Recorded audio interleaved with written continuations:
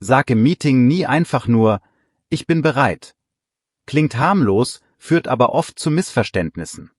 Heute lernst du, wie du dich im deutschen Business wirklich klar ausdrückst, in Meetings, in Mails und beim Networking, und zwar auf B2-Niveau.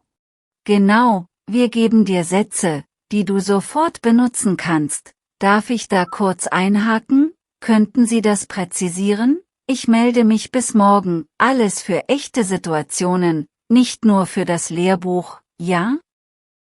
Hey zusammen, schön, dass ihr dabei seid. Wenn ihr das üben wollt, die Lektion steht auf Vocabli. Also, legen wir los. Deutsche Business-Kommunikation ist direkt, aber höflich und kleine Nuancen machen einen riesigen Unterschied. Ja, und der allererste Punkt ist die Anrede. In der Arbeit gilt fast immer Sie, bist dir jemand aktiv, das du anbietet. Du kannst also sagen, bleiben wir beim Sie, oder vorsichtig, wollen wir uns duzen, oder ist das Sie für Sie passend? Ich hab da mal daneben gelegen, ehrlich. Ich hab am ersten Tag den Chef geduzt, so à la Startabstimmung, und dann diese Stille im Raum. Peinlich. Seitdem sag ich bleibe gern beim Sie, wenn das für Sie passt. Das rettet viele Momente. Total. Und zweiter Klassiker, falsche Präpositionen. Viele sagen auf der Adresse, aber korrekt ist an der Adresse oder unter der Adresse. Also zum Beispiel, Sie erreichen mich unter der Adresse, das klingt sofort professioneller. Und in Mails ist anbei so ein Wort, das du brauchst. Schreib, anbei finden Sie den Bericht oder im Anhang finden Sie die Folien. Einfach, klar, höflich. Und ja, Rückmeldung ist super. Ich freue mich auf Ihre Rückmeldung bis Freitag. Bevor wir tiefer einsteigen, lass uns kurz ein Mini-Rollenspiel machen, ja? Situation: Du musst ein Meeting verschieben. Ich bin die Kundin, du bist der Projektleiter. Höflich, konkret und mit einem klaren neuen Termin. Okay, los. Guten Tag, Frau Meier, hier ist Tim Knauer. Darf ich kurz einhaken? Es geht um unser Treffen morgen. Könnten wir den Termin verschieben? Mir ist leider etwas dazwischen gekommen. Das ist kurzfristig. Woran hatten Sie gedacht? Und jetzt kommt der wichtige Teil, nicht nur absagen, sondern eine Alternative vorschlagen. Ja, völlig verständlich. Ich schlage vor, wir treffen uns am Donnerstag um 2:30. Passt das für Sie? Alternativ ginge auch Freitagvormittag. Donnerstag 2:30 passt. Bitte schicken Sie mir kurz eine Bestätigung per E-Mail, und du sagst jetzt? Sehr gern. Ich bestätige Ihnen den Termin gleich schriftlich. Vielen Dank für Ihre Flexibilität, Frau Meier. Fertig. Höflich, konkret, problemorientiert. Und da waren ein paar super Phrasen drin. Darf ich kurz einhaken? Ich schlage vor, passt das für Sie? Ich bestätige das schriftlich. Das ist Businessdeutsch, das wirkt professionell, ohne überkandidiert zu sein. Genau. Und noch ein Tipp. Wenn du etwas nicht verstanden hast, sag nicht nur wie bitte. Besser ist, könnten Sie das bitte präzisieren? Oder meinen Sie damit das? Das zeigt Aufmerksamkeit, nicht Unsicherheit. Ja, und wenn du eine Sache später besprechen willst, sag, lassen Sie uns das Thema kurz parken und am Ende zurückkommen. Parken ist im Büro total normal. Klingt erst komisch, aber das sagen echt viele. Stimmt. Und eine Sache, die ich echt oft höre, direkt aus dem Englischen übersetzen. Also, naja, ich verstehe das, aber ich mache Sinn ist halt falsch. Sag lieber, das ergibt Sinn. Oder statt ich bin okay damit bin ich einverstanden. Das führt uns kurz zu einer kleinen Kontroverse, die viele diskutieren, direkt übersetzen oder nicht. Ich finde, praktisch denken ist gut, aber du brauchst diese deutschen Standardfloskeln. Die öffnen Türen, besonders mit Kundinnen und Kunden. Ja, absolut. Denn in Deutschland ist Klarheit wichtiger als Kreativität in der Formulierung, jedenfalls im Business.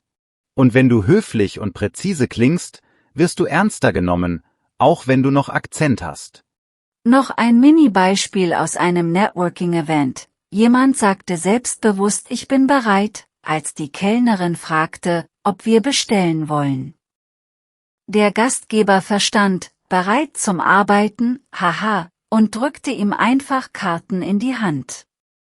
Besser wäre gewesen, ich bin soweit zum Bestellen, oder ich würde jetzt gern bestellen. Oh ja, das hab ich auch schon erlebt. Und beim Networking brauchst du auch klare Brückensätze. Zum Beispiel: Darf ich mich kurz vorstellen? Ich bin Tim, ich verantworte das Partnergeschäft. Oder: Dürfte ich Ihnen meine Karte geben? Oldschool, aber effektiv. Und wenn du nachfragen willst, was jemand genau macht, woran arbeiten Sie aktuell oder wofür sind Sie zuständig, das ist freundlich und zeigt Interesse, ohne zu privat zu werden. Bevor wir weitermachen, kurzer Check für euch. Was heißt Rückmeldung nochmal genau? Also, naja, es ist die Antwort, das Feedback, die Reaktion auf deine Nachricht. Zum Beispiel: Ich freue mich auf Ihre Rückmeldung bis morgen. Yes, Mini-Quiz bestanden. Und Anschlussfrage, erinnerst du dich noch an sich melden bei? Das heißt, aktiv Kontakt aufnehmen. Ich melde mich bei Ihnen am Montag, ist klarer als ich bin bereit, oder so ein vager Satz. Perfekt. Dann weiter mit E-Mails, weil da passieren viele Fehler. Betreffzeile konkret: Rückfrage zum Angebot, Projekt X oder Verschiebung des Termins am Donnerstag. Und am Ende: Vielen Dank im Voraus oder besten Dank für Ihre Rückmeldung. Und bitte, Anrede sauber. Guten Tag, Frau Schulz, oder sehr geehrter Herr Wagner, mit Komma. Dann eine Zeile frei, dann dein Text. Klingt spießig, aber ja, das ist Standard und wirkt professionell. Wenn du eine Frist setzen willst, sag nicht nur bald, sondern: Bis spätestens Montag sende ich Ihnen die Unterlagen. Oder: Könnten Sie mir bis Mittwoch eine kurze Rückmeldung geben? Das ist konkret und höflich. Typische Stolperfalle nochmal bei Präpositionen. Man antwortet auf eine E-Mail, aber man ist an einer Adresse erreichbar. Also, danke für Ihre Antwort auf meine E-Mail, und Sie erreichen mich unter der Adresse. Das sind kleine Dinge, die groß wirken. Ich gebe dir noch eine nette Formulierung für Meetings. Darf ich einen Vorschlag machen? Oder ich würde vorschlagen, dass wir nächste Schritte festhalten. Und dann: Einigen wir uns auf? Oder sind wir uns einig? Zack, klarer Abschluss. Und wenn's mal knifflig wird, ich sehe den Punkt. Allerdings, das ist höflicher als direkt Nein, das geht nicht, oder ich verstehe den Einwand. Lassen Sie uns eine Alternative prüfen, so bleibst du lösungsorientiert. Kleiner Kulturpunkt, der gern heiß diskutiert wird: Deutsche Firmen sind zu starr versus Struktur ist effizient. Meine Erfahrung: Struktur hilft, weil Zuständigkeiten klar sind. Also frag ruhig: Wer ist in diesem Thema die Ansprechperson? Das spart Zeit. Ja, und wenn dich jemand unerwartet duzt, bleib entspannt. Du kannst freundlich spiegeln, gern per Du, danke, oder wenn du es nicht willst, ich bleibe lieber beim Sie, beides ist okay, solange der Ton freundlich ist. Kurze zweite Rollenspielrunde. Szene: Du bist auf einem Networking-Abend und du willst ein Folgegespräch klarmachen. Ich fang mal an, ja? Go for it. Guten Abend. Darf ich mich kurz vorstellen? Ich bin Tim. Ich leite bei Modotech die Partnerschaften. Ihr Vortrag war spannend, vor allem der Teil zur Datensicherheit. Hätten Sie nächste Woche Zeit für ein kurzes Gespräch? Vielen Dank, das freut mich. Nächste Woche ist bei mir eng. Worum würde es konkret gehen? Jetzt musst du klar werden, nicht ausweichen. Ganz konkret. Wir prüfen gerade ein gemeinsames Webinar. Es dauert 30 Minuten und wir würden die Zielgruppe teilen. Passt Ihnen ein kurzes Vorgespräch am Dienstagvormittag? Dienstagvormittag klingt gut. Schreiben Sie mir bitte eine kurze E-Mail mit 2 Terminvorschlägen. Dann melde ich mich und du schließt ab mit? Sehr gern. Ich sende Ihnen heute noch 2 Vorschläge und freue mich auf Ihre Rückmeldung. Vielen Dank und einen schönen Abend. Fertig. Das ist verbindlich, aber nicht aufdringlich. Mega. Und beachte, du hast eine klare Bitte gestellt, einen Rahmen genannt und eine nächste Aktion zugesagt. Genau so landen Kontakte nicht im Nichts, sondern werden zu Terminen. Noch 2 Floskeln, die in Meetings Gold wert sind, könnten wir das quantifizieren. Wenn du Zahlen willst. Und wie messen wir den Erfolg? Damit klärst du Kriterien. Klingt reif, wirklich. Und wenn du unterbrechen musst, ohne unhöflich zu sein, entschuldigen Sie, darf ich kurz nachfragen, oder darf ich dazu eine Rückfrage stellen? Das ist nett, aber bestimmt. Zum Thema Dank und Kritik, sag nicht nur gut gemacht. Sag, vielen Dank, das war sehr hilfreich, vor allem die klare Struktur. Und bei Kritik, ich habe da eine Rückmeldung. Der Zeitplan war knapp, können wir beim nächsten Mal früher starten? Konkrete, faire Sprache. Kurzer kultureller Tipp, der viele überrascht. Ein kleines Mitbringsel beim ersten Besuch, zum Beispiel Schokolade aus deiner Stadt, kann nett sein. Nicht übertreiben, kein teures Geschenk, einfach ein freundliches Signal. Kommt oft gut an. Und Small Talk ist nicht verboten, echt nicht. 2, 3 Sätze zum Wetter, zur Bahn, zum letzten Spiel, das lockert auf. Zum Beispiel, ganz schön windig heute, oder? Hoffentlich fährt die DB pünktlich. Dann aber zügig zum Thema. Apropos pünktlich, wenn du zu spät kommst, kann passieren, sag, entschuldigen Sie die Verspätung, der Anschluss ist ausgefallen. Vielen Dank fürs Warten, und dann ohne weitere Ausreden weitermachen. Das zeigt Respekt. Nochmal zu den Präpositionen, weil das wirklich auffällt. Man sagt am Projekt arbeiten, nicht auf dem Projekt.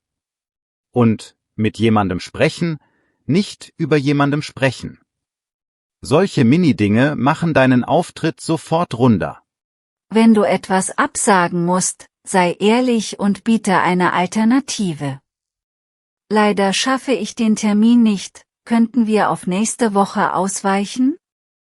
Ich schlage Mittwoch oder Donnerstag vor, kein Drama, klare Lösung. Und wenn du Zustimmung zeigen willst, statt nur okay. Damit bin ich einverstanden, das klingt gut für mich, oder der Vorschlag überzeugt mich. Das sind kleine Upgrades, aber sie zählen. Zum Abschluss noch was zur Aussprache im Business, sprich Zahlen und Zeiten klar. Wir starten um 9 Uhr, oder das Meeting dauert etwa eine halbe Stunde. Keine Abkürzungsschluderei, bitte. Klarheit gewinnt. Und wenn du eine Aufgabe festhältst, sag, ich übernehme das und melde mich bis Freitag. Oder delegieren. Könnten Sie das übernehmen und mir bis Mittwoch kurz Bescheid geben? So bleibt Verantwortung transparent. Letzter kleiner Kulturschlenker. Manche empfinden deutsche Meetings als, naja, ziemlich strukturiert. Aber genau deshalb funktionieren Phrasen wie Agenda, nächste Schritte, Verantwortlichkeiten klären. Nutze sie, und du wirkst sofort wie im System zu Hause. Bevor wir zum Ende kommen, eine Frage an euch, wo stolpert ihr im deutschen Business am meisten? Beim Sie und Du, bei Mails oder in Meetings? Und welche Formulierung hat euch schon mal gerettet? Teilt gern eure beste Zeile. Und wie versprochen, kleiner Servicehinweis zum Schluss. Die komplette interaktive Lektion mit Transkript, Wortkarten und Übungen ist gratis auf Vocably, Link in der Beschreibung. Schau da rein, übe die Sätze laut, und dann viel Erfolg im nächsten Meeting. Genau, nimm dir die Phrasen mit, probier sie mal im echten Gespräch und meld dich, wie's lief. Danke fürs Zuhören und bis zum nächsten Mal.